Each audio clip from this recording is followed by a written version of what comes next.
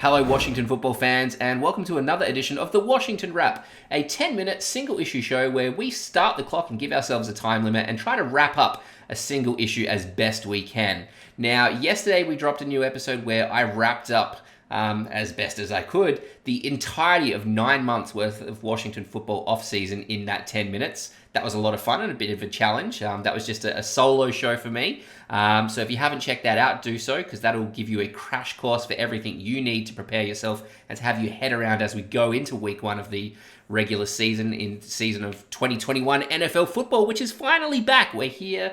We're recording this on Thursday morning. We have real football tonight. But of course, the Washington football team doesn't play until 1 p.m. on Sunday while we host the Los Angeles Chargers coming into our turf. So to preview that game, which is what we're doing today, I'm joined by two of my great friends and two guys who have been around the Washington football team a lot and know their stuff. It is, of course, Felix Trammell and Brierre. We're going to start the clock, bring them in, and get right into this. And Chip, I'm going to start with you as we have 10 minutes on the clock. Week one has not traditionally, or at least in the past few years, been one that has experienced a lot of success for the Washington football team for a variety of reasons, especially under Coach Jay Gruden. We tended to start seasons pretty slowly. This year, a lot of expectations, which is pretty rare for the Washington football team, going into a season where a lot of people have us favored to win the division, a lot of people have us favored to go into the playoffs and reasonably deep. What does that do for Coach Ron Rivera in terms of getting his team ready to play and ready to win on Sunday, do you think? Well, he has experience of coming back from a losing season in which he won the division to then go on, finish with a 15-1 record to make it to the Super Bowl, only to lose to Peyton Manning's sunset walk-off in Super Bowl 50. So when you think about it, he has all the expectations and all the experience in the world to tell these young Bucks to go out there and play their hardest and get the ball rolling in the right direction. However, you're going up against Justin Herbert, the offensive rookie of the year from a year ago for the LA Chargers, and traditionally the best quarterbacks in the league, as it's usually the case across the league, they rip out this Washington football defense. You look at it last year, mobile quarterbacks really had their way with Washington's defense. And even though Justin Herbert isn't as mobile as, say, a Russell Wilson or Lamar Jackson, he can still move pretty well, and he's got a cannon for an arm with a lot of offensive weapons to work with. So in terms of starting out with a vaunted defense, a lot of people expect to be in the top five. This is going to be the tallest challenge, and one that I think Ron Rivera is really going to lean into, of prove who you are, prove who we think we are from this strong offseason of work. It's very well said, and I've been thinking about it as we get closer to Sunday. I don't think we could have picked a better team for week one in terms of a matchup on our own home turf. There's, enough weapons that it's a real challenge on both sides of the football for our offense and our defense, but it's also winnable. Like these are challenges that you can back a lot of our guys in key, one-on-one matchup battle, position battles. Washington go into this feeling reasonably confident. So on that note, Felix, is there a key, whether it's a position battle or an individual battle, a DB versus a wide receiver, an offensive line versus a pass rusher, or, even a position group? What's the key battle that you think is going to be most interesting on Sunday?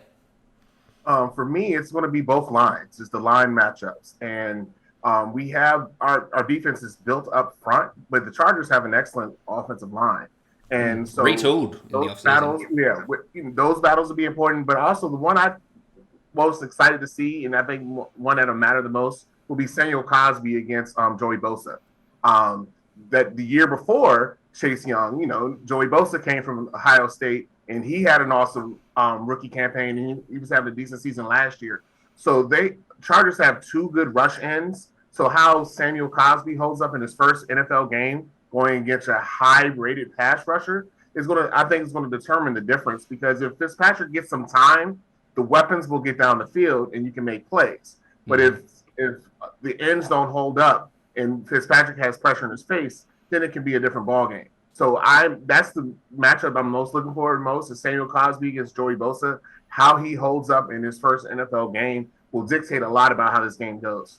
That's a great one. That's a really good one. And I won't be surprised. I don't think anyone who covers this team will be surprised to see, Logan Thomas and even Brandon Scherf at that guard position helping out to try to chip Joey Bosa as he tries to go past, if he's trying to go around wide or something like that, or come in on on a swim move or something, we're gonna see some assistance on that right side of the line. So yeah, it's a really good one. I'll tell you something I'm looking at this week, and it's Ryan Fitzpatrick, and it's always obvious to pick the quarterback when you're talking about any sort of previews or analysis. But I saw a stat yesterday that Ryan Fitzpatrick has one of the worst win-loss records against teams with a winning record in the NFL as a quarterback. Now, I know QB wins is not really a stat, but it's significant. And, I think everyone expects the Chargers to be at least a 500 team this year. So I think it's fair to say that unless something goes horribly wrong for them, they're going to be a team that has a winning record. If Ryan Fitzpatrick can come out and really set the tone for not only himself in his first game with the Washington football team, but this entire team for this entire season, that's big. If he can come out and shake off some of those monkeys on the back, prove to people that he's still got it, that he's a gunslinger. I don't really care if he throws a pick or two. If he keeps the opposing defenses honest by not being scared to sling it, by moving the chains consistently, that changes the entire dynamic for this offense. Through Dwayne Haskins, through Alex Smith, through Taylor Heineke, the quarterback had limits, and Ryan Fitzpatrick brings his own limits to the position, but fear isn't one of them. And that's really exciting. A bit of Fitz magic to open up this offense is going to be huge, and it's going to be a lot of fun. Chip, let me bring you back around onto the offense as well, because Antonio Gibson obviously had a great season last year, missed a couple of games to injury and stuff like that, so we didn't get to see him for the full season.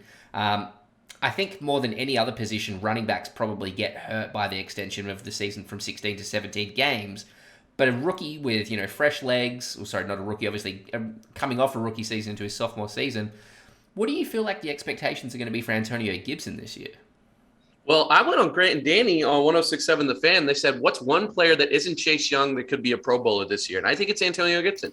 I truly believe that the offensive line is strong enough with what they have in place to be able to produce some good running lanes for Antonio Gibson, and also with J.D. McKissick. And I love Jared Patterson. I love what he's able to do for this offense and Scott Turner's scheme. I think it's really going to open things up for Antonio Gibson to play really well and put up a really big year numbers-wise. But something that I'm worried about that could limit that production is Curtis Samuel. We still haven't seen him put together a full practice in pads, in team drills. And that's been over a month now, and the season is right around the corner. Now, I know he's wide receiver, but he was expected to be a running back as well. Kind of one of those flex plays for Scott Turner. Now that takes more pressure and puts it back on Antonio Gibson's shoulders. So to start the season, I think Antonio Gibson, I was expecting him to really go out and have a huge game. Now I think it's going to be a little limited because they're going to have to interchange those guys in the backfield to get different looks, get different schemes in play. But still, I think Antonio Gibson, he has a Pro Bowl level season ahead of him if the offensive line can provide him the running lanes. He has the skill, he can catch, he can do everything you need to do, and it works well for Scott Turner's strengths. Yeah, Curtis Samuel's interesting because, Felix, I know this is something you've been following as well. He took to the field yesterday, didn't stay on the practice field for very long. Do you think he'll actually play Sunday? Where's your head at with that at the moment? I just don't know. Yeah, go ahead. Yeah, I don't think he will. I mean, I think the smart investment is to let him heal and get through these first two games because they have the short week this week. Use Diami Brown. This game is kind of built for him because with Samuels missing, you need that explosive play. And outside of Terry McLaurin, the most explosive receiver we have is Diami Brown. So the advantage we have is there's no film on him.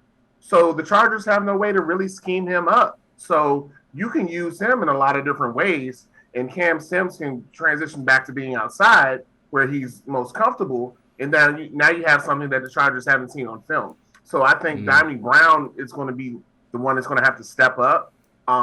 But he has that ability to do and make big plays and keep the defense honest because he can stretch the field.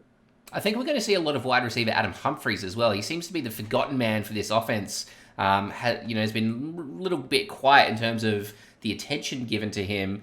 But Fitzpatrick seems to have a bit of a rapport from him from reports, and he can cross the middle. He can play almost that similar sort of Jamison Crowder role that we had here for a few years, and even there's some elements of the Pierre Garçon game to him. He's not afraid to go across the middle and try to get those yards after catch, or not afraid of getting crunched as well. So that's going to be interesting to see. If you are a daily fantasy player and looking for a cheap guy who might, just to fill out the roster and might get some points, Adam Humphries is who I'd recommend from the Washington football team.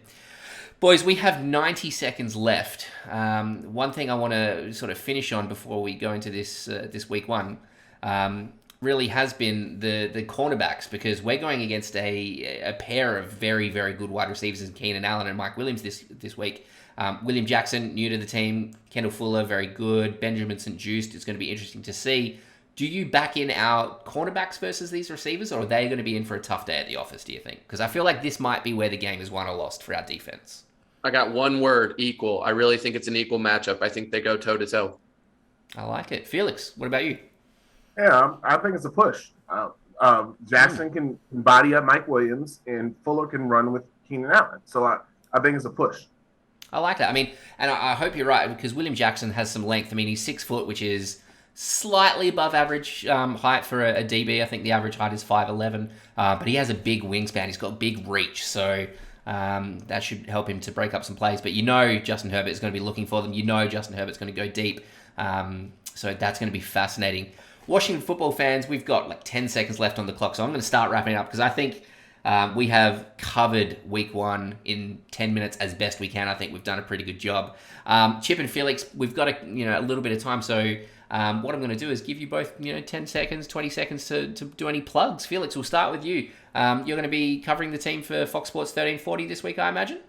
Yes, I'll be in FedEx Field with all the fans. I'll be covering the team live, so you can interact with me on Twitter. My handle's underneath my face at the moment, so hit me up, and I love the dialogue. And Chip, what about yourself? Yeah, and for me, I'm still following the team from over here in Virginia Beach, but right now I'm working on a little YouTube series called Sports Eats, where I examine and recreate the best and weirdest traditions when sports and food collide. Episode 1 drops Thursday afternoon. Patrick Mahomes ketchup sandwich. Should be a fun one.